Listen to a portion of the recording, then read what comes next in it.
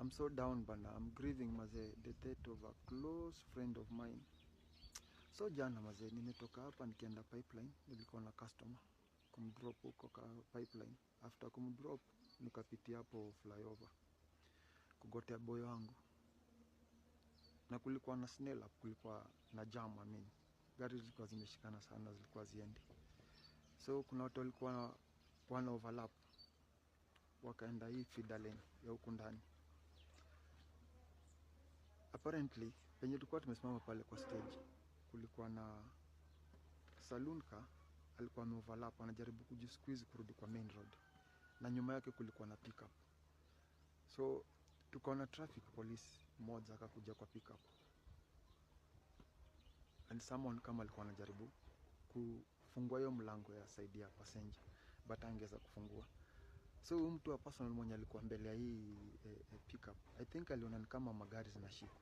So what he did, badala ya kujisqueeze pale, yeye akaproceed on na hiyo underpath ya hiyo flyover ya Taj Mall akaishia.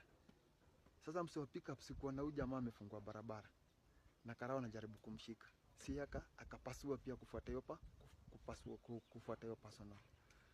So huyu traffic kumfuata nyuma, akakuja penye tulikuwa Wandudhi, na boy wangu si ande alimuita boy wangu, akaenda na msho mazeti ya ziba na yongori tiazi ya kusikia yaka gurumsha Ndudhi, akabeba msee wa traffic, wakaanza kufuata msee wa pickup.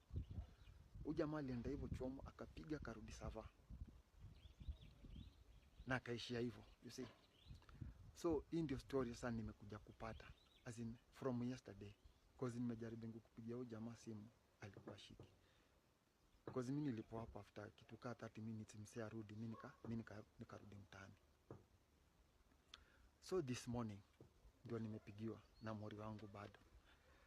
Ananiambia Omosh is normal. Na I'm sure what happened, what do you mean? Omosh is normal. Ananishwati ile drama ilikuwa jana, apparently vile alikuwa anafuata hii piko na yukarao. Huyu jamaa aliwazungusha. Waliingia leo chuo, akatokea Emba pale hivyo Savana pale Coca-Cola. Jamaa akachukua wrong side ya barabara na bado wanamfuata.